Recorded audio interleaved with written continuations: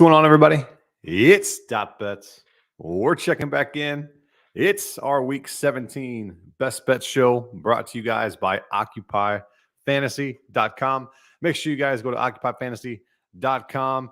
Use my referral link below to sign up for all your DFS needs. They have the best lineup optimizer in the game, models and projections for each and every sport.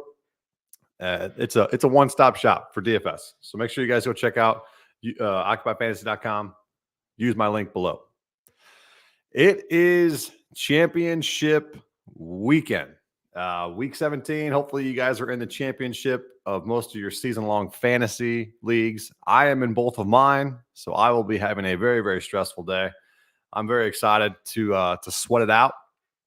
So if you guys are, let me know in the comments below. As Justin points out, championship Sunday, don't choke. Yes, I have two of my leagues I am rolling in. Last night I had CeeDee Lamb and Amon-Ra and Gibbs. Amon-Ra and CeeDee Lamb went nuclear, and the Gibbs should have been, but he got a couple calls back, and he got stopped at the damn one. So that wasn't fun. But we are here. We are back at it. We got our best bet show. We will go over the DFS slate, talk about the top stacks, briefly go over that, and then we will go through a spread, a total, a teaser, and 3 prop bets, and then end our show with the pick-to-click touchdown of the day and anytime touchdown parlay as well.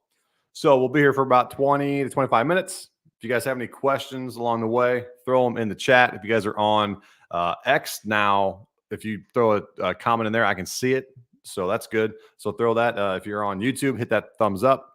And if you're on, if you're on Twitch, make sure you guys throw a comment in there as well.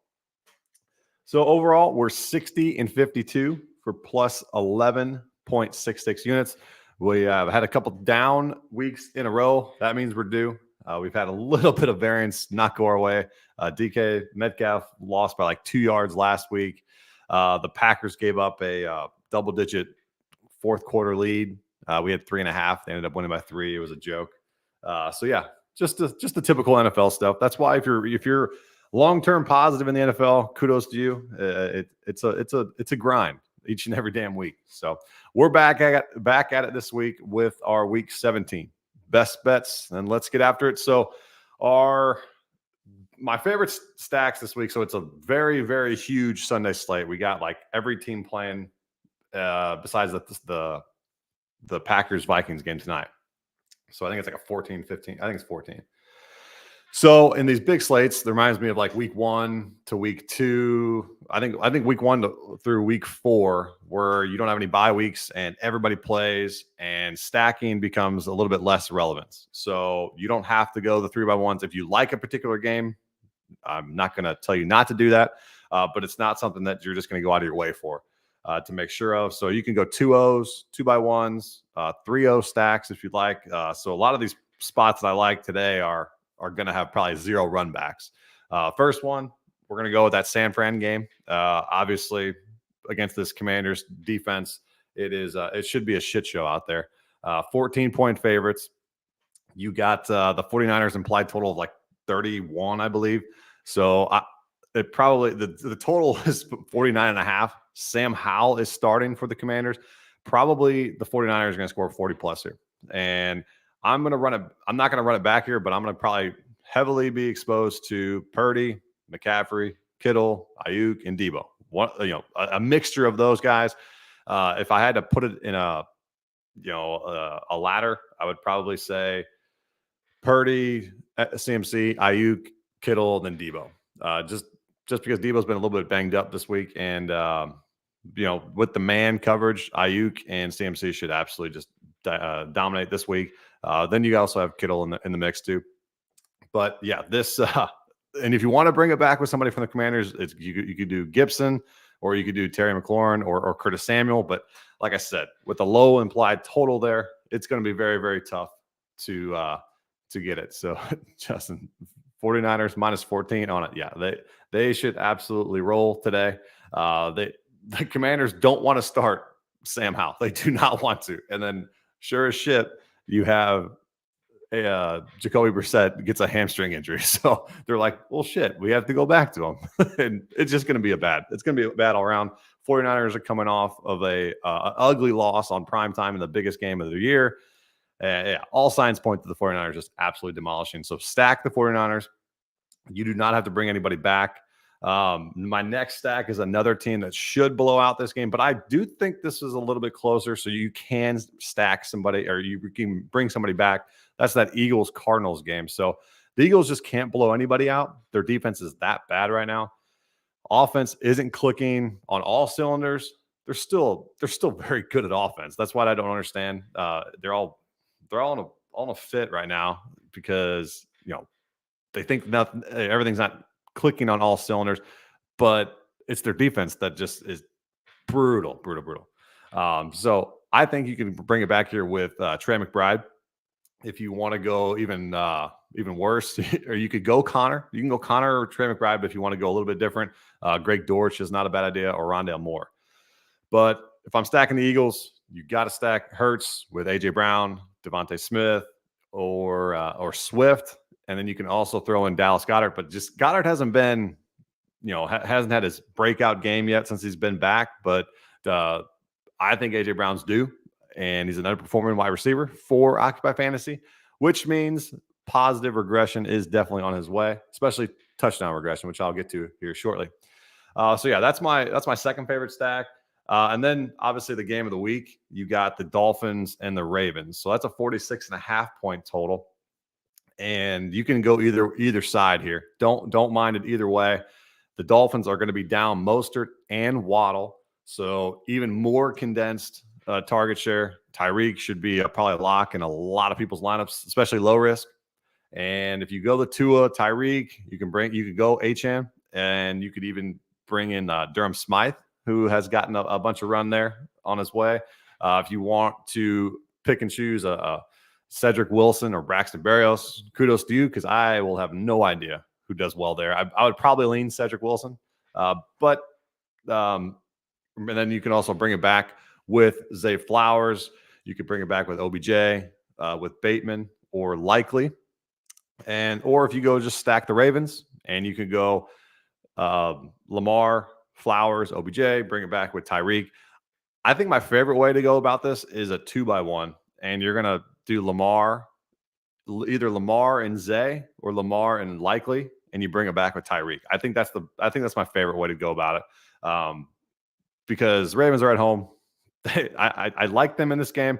I still think the Dolphins can keep it close. Back-to-back games, back-to-back huge games for this Ravens team. They absolutely dominated the 49ers last week, solidified Lamar as the front runner of the MVP. Let's see if he can back it up. Don't know if he can, but it'll be good to see. Definitely the game of the week there. Some of these other games, I mean, if you wanted to stack the Texans, I don't mind. If you wanted to stack the Rams, I don't mind. Those are probably the other two games that I had a little bit of thought process through.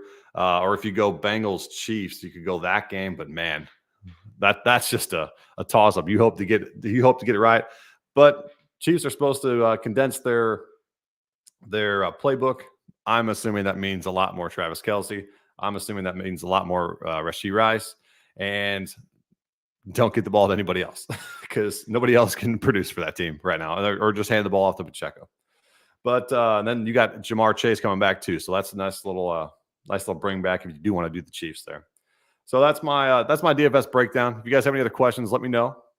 And good luck to you guys today on your lineups. We'll see if anybody can hit big there. All righty. So let's get into our picks of the week. So we'll be here for probably about 10, 15 more minutes. If you guys have any questions, throw them in the chat. We are going to go to Chicago for the first one. And I believe you can I think you can get 2.5 at FanDuel. Here you go. So Bears -2.5, -120 here. We're gonna fade the Falcons on the road. The Falcons on the road have been really bad this year. 2-5. They've lost to the Cardinals. They lost to the Panthers. I believe they lost to the Titans as well. I mean, they're all types of bad on the road. I know they just had big win against this that Colts team. But that Colts team is very, very inconsistent as well. And one thing that the Falcons can do well is run the football. One thing that the Bears have been very, very good at recently is stopping the run game. At home, the Bears averaged 25 points per game in the last 4 games that they've won 4 in a row. And the Falcons struggle on the roads and only average 14 points per game. So I think the Bears team here, obviously the main X factor in all Bears games is Justin Fields, and he just allows their offense to do things that a lot of the opposing defenses cannot stop.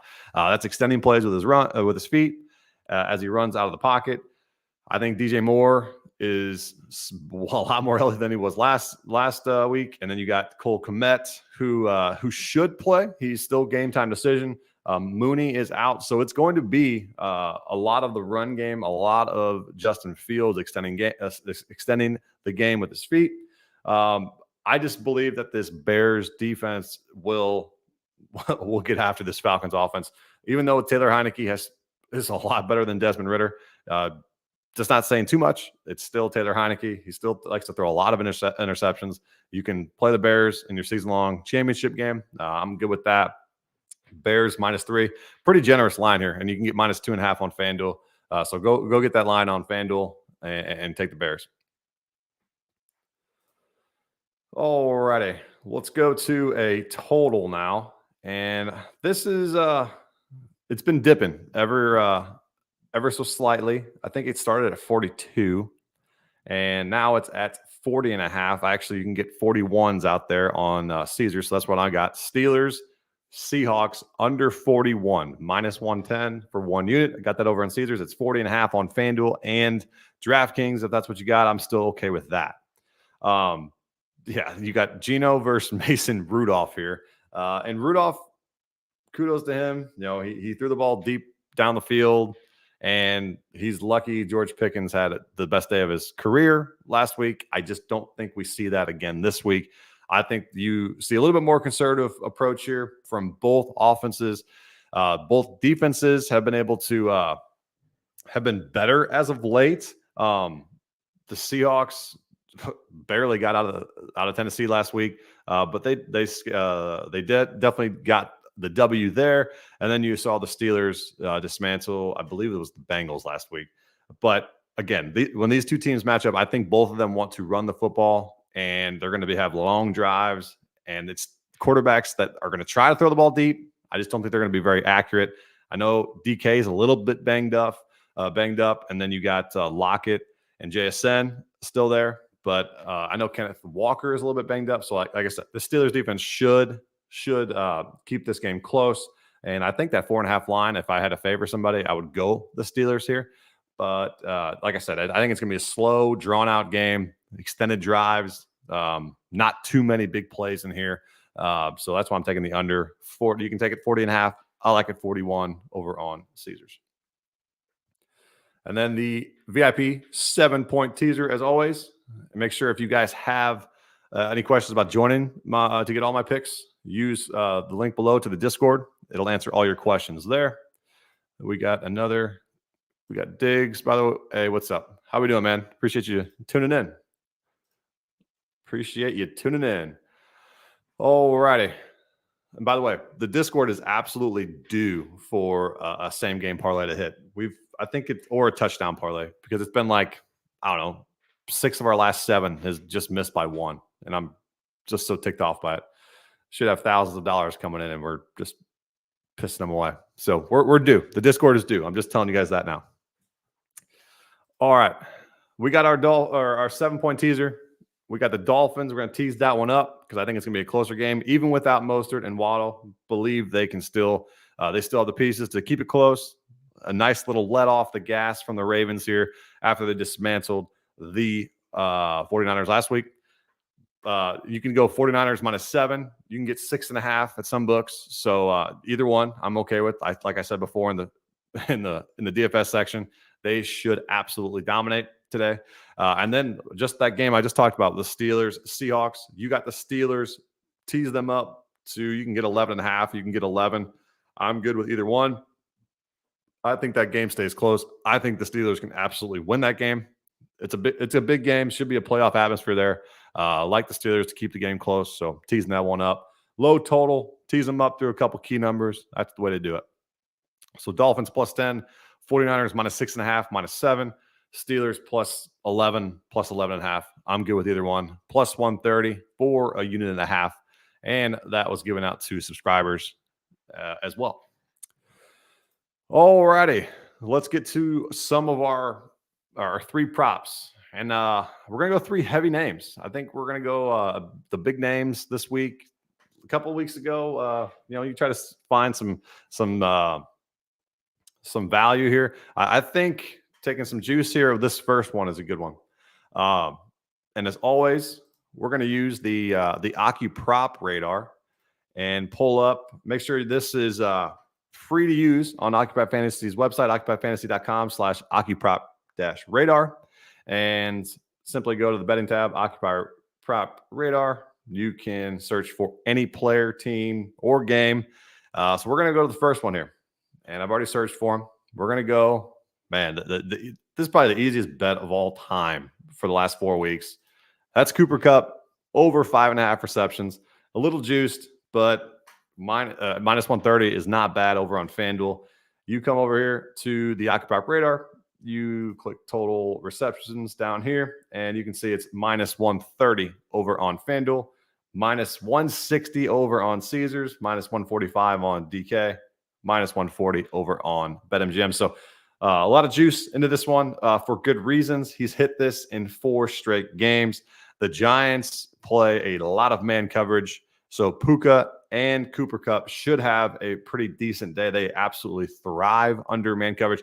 The one main concern here, and why I think the Giants can keep this game close, is that they can pressure the quarterback. Even though Stafford has been good under pressure this season, it only takes one game, and you get to him a couple times, you rattle him, and I think you can get him on the road to keep this game close. So fire up Cooper Kupp, fire up Puka, fire up Kyron. You can fire up all those guys in your season-long leagues, in your DFS lineups. But overall, I think these guys get a ton of receptions. So Cooper's went 6, 8, 8, and 6 in his last 4. Head-to-head, he's actually had 9 against these guys a couple years ago. So like I said, I just think this is a very, very good matchup defensively for Cooper Kupp. You got a lot of man coverage. He should be able to have his way with this defense as long as Stafford gets the ball out on time and its offensive line, which I believe has been very, very good this season, can do so. So Cooper Kupp over 5.5 receptions.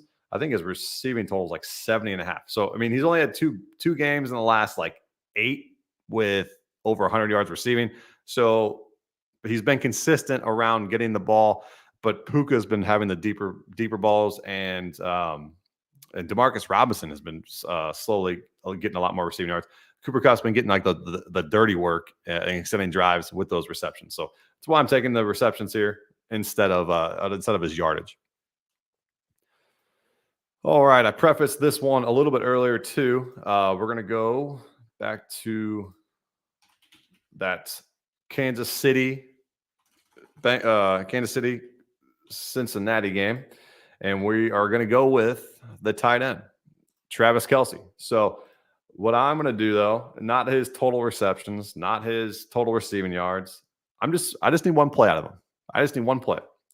And we're going to go with Travis Kelce over 20.5 for his longest reception. And you see minus 110 over on BetMGM, minus 117, minus 115, minus 114 at the various other books. So it's consensus line, 20.5. Perfect line, in my opinion. But still think we get some value here. The last 5 games, he has had a 27, 27, 23, and a 24 yard reception in 4 of his last 5. And the way you beat Cincinnati is in the middle of the field. If they're condensing their playbook, it's going to mean a whole lot more Travis Kelce, in my opinion. So let's get back to doing it how we used to do it and how we used to win ball games. Let's get Travis involved. And even last week when they struggled mightily, they even had he still had 24-yard reception down the field. So I'm totally fine with this number at 20 and a half. You're not going to obviously see it any differently, but Travis Kelce over 20 and a half longest reception. If you want to take his receptions, I mean, it's plus money at 6.5. He's got 6'4", 6'5" in his last several. So like I said, if you want to go that route, you can. 65.5 is a good number of receiving yards. I'm just going to go. I just need one play. Just give me one play, one deep ball over the middle, and he should get it. Or breaks a couple tackles, bulldozes some people, and we get after it here with the 20 and a half longest reception for Travis Kelce. All right. And so everyone knows that next week is the incentive week. You know, everybody looks at whose incentives are right there, so you can put them for 100 plus in your parlays, right? You know, the good old incentive weeks to see. Well, this guy, I'm going to go a week before that anybody kind of realizes this, and it's a guy that probably should have already been there, but he's just been so bad. So maybe if you don't want to take this one, you don't have to, but I'm going to. And let me pull it up on the Occupop radar. So they actually have total rushing and receiving yards. They don't have the number here, but I will pull it up for you. It is 80.5 right here for Austin Eckler. So I believe it's like 1125 he needs for total yards to get $1 million incentive. And I believe he's at 960 right now. So I don't know what that math is. It's like 180, 130, 140, whatever it is. But yeah, I think this is a good number. I'm just gonna get to this number now and then probably play it again next week. And this is a great matchup here against the Broncos for Austin here. And a lot of people were worried about this workload. New coach comes in. He's the lead back now. He definitely is going to be the lead back to get all of the work. He had 86 total yards last week against that Bills team. He was running hard. He was running through tackles. The ankle looks fully healthy. This Denver team, man, it's a little disarray because you have that Russell Wilson saga, and I don't know what to think of how hard this Denver team is going to play. I don't know. I think this is a game where you could probably take the Chargers, and it's going to be a lot more competitive than I think it would have been. With Wilson, Sutton's out, Marvin Mims is out. There's just a lot of people on this Denver team that's out. So if you get some positive game script and you get Eckler running it 15 to 18 times, I think he's going to smash this number. So that's the angle I'm throwing here. Obviously, with incentives, the new coaching staff obviously has been there with Eckler for this long. There's not really much else to play for. They're going to let Austin kind of do his thing, in my opinion. And that's what I saw last week. They played very, very hard against that Bills team. And I believe that they're going to play hard the rest of the way through. That I can't remember his name, but that interim coach there seems to have a good grasp on the players and seems to get them to play hard. So I like the Chargers here. And I like Austin Eckler over 80.5 rush plus receiving yards, total yards, minus 110 over on Caesars. So if you got Tim in your season-long fantasy championships like me, kudos to you. I'm going to play him. I'm going to see how he does. All right. And finally, we're going to do our pick to click. And man, our last two have just been absolutely heartbreakers. We've had Cordell Patterson, or not Cordell Patterson. We've had Bijan Robinson. That's what I wish I had. And then we had Aaron Jones last week. Both get tackled within the 2 or 3, and Patterson ran it in, and A.J. Dillon runs it in, and they don't get a touchdown. So very, very aggravated by those two. Felt like I read it right on both occasions, both against the Panthers defense, so I'm staying away from them this week. But we're going to go to that 49ers game. Highest implied total, team total, and just somebody who is due. He hasn't scored in 3 straight games, and the man coverage absolutely loves beating this man coverage. And we're going to go with Brandon Ayuk. And I'm going to pull his Occupop radar here to show you guys that it's good bet here. Like I said, I always like to do these roller coaster odds. Not as much with Ayuk because he's gotten steamed, but you get plus 120 here over on BetMGM. You can get as low as plus 100 around. I was actually trying to see if I can get some minus numbers, but that might be more towards game time as people jump on Brandon Ayuk. CMC is like minus 425 to score, which is outrageous. So let's hope they throw it to Brandon. And also, I like his first touchdown of the game as well. The Commanders have allowed 10 total opening drive touchdowns, and 8 of them have been through the air. So I think it's a good measure. We can get Brandon Ayuk. It's either going to be Ayuk or Kittle by those standards there. But yeah, 10 opening drive touchdowns for against the Commanders, and 8 of them have been through the air. So let's see if Shanahan can dial up Brandon Ayuk first touchdown for us.